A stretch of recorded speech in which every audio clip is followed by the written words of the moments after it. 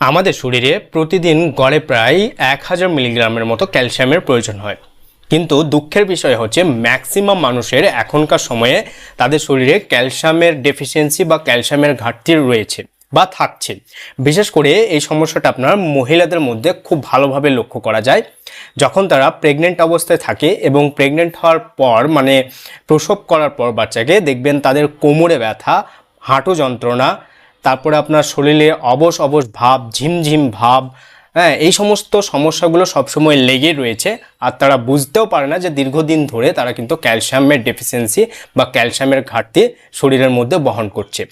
এছাড়াও দেখবেন এখনকার সময়ে বাচ্চা জন্মগ্রহণ করার পরেই কিছুদিন পরেই দেখবেন তাদের মুখ দিয়ে লালা ঝরা বা হাঁটা চলা করার সময় ডিসব্যালেন্স হয়ে পড়ে যাওয়ার সমস্যা রয়েছে। ফলে ডাক্তারের কাছে গেলে ভিটামিন D3 ক্যালসিয়ামের ড্রপ প্রেসক্রাইব করে দিচ্ছে।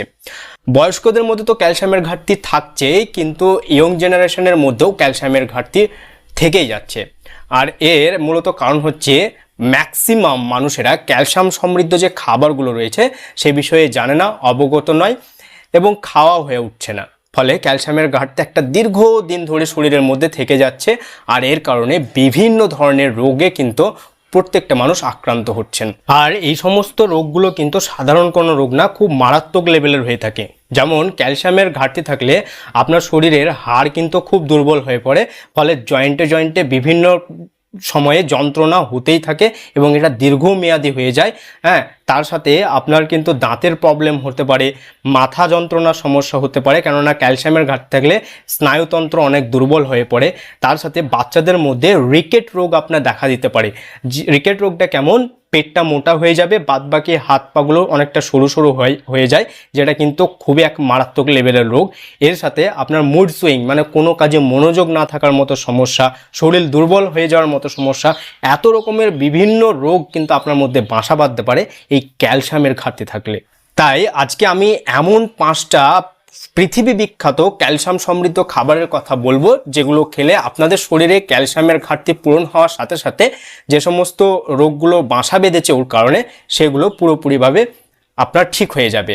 আর সর্বশেষ যে একটা ভিটামিনের কথা বলবো ওটা আপনাকে জানা অবশ্যই জরুরি, কেননা যদি সেই ভিটামিনটা আপনার শরীরে সঠিকভাবে মজুত না থাকে, আপনি যতই ক্যালসিয়াম সমৃদ্ধ খাবার খান, যতই ক্যালসিয়ামের সাপ্লিমেন্ট বা ঔষধ খান, কোনোই কাজে আসবে না ওই ভিটামিনটা পর্যাপ্ত পরিমাণে আপনার শরীরে না থাকলে। তাই ভিডিওটি সম্পূর্ণ দেখবেন। তো ক্যালসিয়াম সমৃদ্ধ খাবারের মধ্যে সবথেকে বেশি ক্যালসিয়াম রয়েছে দুধে, এটা আমরা সবাই জানি। কিন্তু দুর্ভাগ্য অনেকজনই দুধ খেয়ে হজম করতে পারেন না, গ্যাস্ট্রিকের প্রবলেমে ভোগেন। তাদেরকে বলছি আপনারা দুধের পরিবর্তে কিন্তু দইও খেতে পারেন। দইয়ে আপনার 1 কাপ দইয়ে 280 থেকে 290 মিলিগ্রামের মতো ক্যালসিয়াম পাওয়া যায়, যেটা কিন্তু অনেক। আর এই দুধে ল্যাকটোক অ্যাসিড ব্যাসিলাস নামক এক ধরনের ব্যাকটেরিয়া রয়েছে, যার কারণে আপনার হজমজনিত সমস্যা যদি থেকে থাকে এটাকেও ঠিক করতে সাহায্য করে।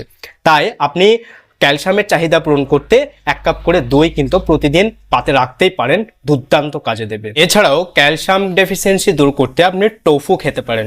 টোফু মূলত সয়াবিনের যে দুধ হয় সেই সয়াবিনের দুধ থেকে তৈরি হওয়া এক ধরনের খাবার। এটি খেতে অনেক সুস্বাদু, তার সাথে সাথে এতে ফ্যাটের পরিমাণও কম থাকে আর প্রোটিনের পরিমাণ অনেক বেশি থাকে, আর ক্যালসিয়ামও পর্যাপ্ত পরিমাণে পাওয়া যায়। তাই ক্যালসিয়াম ডেফিসিয়েন্সির সাথে সাথে কিন্তু আপনার প্রোটিনের চাহিদাও এই টোফু পূরণ করতে পারে। তাই এটাকে কিন্তু আপনি খেতে পারেন দৈনন্দিন জীবনে। আবার চিয়া সিডসেও কিন্তু পর্যাপ্ত পরিমাণে ক্যালসিয়াম রয়েছে, আর চিয়া সিডস কিন্তু আমাদের শরীরের ওজন কমানোর সাথে সাথে ক্যালসিয়ামের চাহিদাও দুর্দান্তভাবে পূরণ করতে পারে। আর চিয়া সিডস একটা শরীরের জন্য খুবই খুবই ভালো খাবার। এই চিয়া সিডসকে কিন্তু আপনি খেতে পারেন, এতে ওমেগা-3 ফ্যাটি অ্যাসিডও রয়েছে, যা কিন্তু আপনার স্কিনের জন্য খুব ভালো। আর এই খাবারটা কিন্তু আপনি বেশি পরিমাণে না খেয়ে প্রতিদিন সকালে অল্প পরিমাণে যদি খান, দুর্দান্ত কাজে দেয় এবং শরীরের বিভিন্ন প্রকারের কিন্তু পরিবর্তন লক্ষ্য করা যায় এই চিয়া সিডস খাওয়ার মাধ্যমে। তবে বিভিন্ন ধরনের যে ডাল জাতীয় খাবার রয়েছে, যেমন রাজমা, ছোলা, তারপরে সয়াবিনের দানা, এগুলো কিন্তু ক্যালসিয়ামের একটা দারুণ উৎস। 1 কাপ রান্না করা মুগ ডালে প্রায় আপনার 270 মিলিগ্রাম মতো ক্যালসিয়াম পাওয়া যায়। তাই যদি 1 কাপ ডাল খান তাহলে আপনার 270 মিলিগ্রাম শরীরে ক্যালসিয়াম কিন্তু পূরণ হবে। তাই এই সমস্ত ডাল জাতীয় খাবারগুলো আপনি পাতে রাখতে পারেন ক্যালসিয়ামের চাহিদা পূরণ করতে। তাছাড়াও আপনি প্রতিদিন ছানা বা চিজ খেতে পারেন, এতে প্রচুর পরিমাণে প্রোটিন, ভিটামিন ও ক্যালসিয়াম রয়েছে এবং ফসফরাস ও জিঙ্কের মতো মিনারেলসও পাওয়া যায়, যা কিন্তু শরীরের পক্ষে দুর্দান্ত উপকারী এবং ক্যালসিয়াম বাড়াতেও এক দারুণ খাবার। তবে এটা অল্প পরিমাণে খাবেন, কারণ অনেক সময় এটা আমাদের শরীরের ওজনকে বাড়িয়ে তোলে। তো এই যে 5টি পৃথিবী বিখ্যাত ক্যালসিয়ামের খাবারের কথা বললাম, এগুলো যদি পর্যাপ্ত পরিমাণে আপনি খান, তাহলে যে 1000 মিলিগ্রামের ক্যালসিয়াম আমাদের শরীরে দরকার প্রতিদিন, এটার চাহিদা পূরণ হবে। তবে যে ভিটামিনটা আপনাকে বললাম, যেটা শরীরে না থাকলে কোনোই কাজে আসবে না, যতই খাবার খান, যতই ক্যালসিয়ামের সাপ্লিমেন্ট নেন, সেটা হচ্ছে ভিটামিন D3। ভিটামিন D3 আমাদের শরীরে কীরকম কাজ করে বুঝিয়ে বলছি। যেমন আপনি ধরুন একটা ঘরে ঢুকবেন, আপনি হলেন এখানে ক্যালসিয়াম, আর ঘরে ঢুকতে গেলে যে দরজাটা প্রয়োজন সেটা হচ্ছে ভিটামিন D3। অর্থাৎ আপনার দরজা যদি খোলা না থাকে, তাহলে ক্যালসিয়াম কোনোদিনই ঘরে প্রবেশ করতে পারবে না। অনুরূপ আপনার শরীরে যদি ভিটামিন D3 ঘাটতি থাকে, তাহলে ক্যালসিয়াম যতই খান আপনার হাড়ে গিয়ে বুঝতে পারবে না, দরজাটাকে বন্ধ রাখার কারণে। তো ভিটামিন D3 কিন্তু পর্যাপ্ত পরিমাণে আপনার শরীরে থাকা দরকার। আর ভিটামিন D3 যে টেস্ট রয়েছে, সেটা যদি করেন 100টা মানুষের মধ্যে 90টা মানুষের মধ্যে কিন্তু এই ভিটামিন D3 ডেফিসিয়েন্সি রয়েছে। আর তার জন্য খাবারগুলো খেলেও, ক্যালসিয়ামের সাপ্লিমেন্ট নিলেও শরীরে কিন্তু এর ঘাটতি থেকেই থাকছে।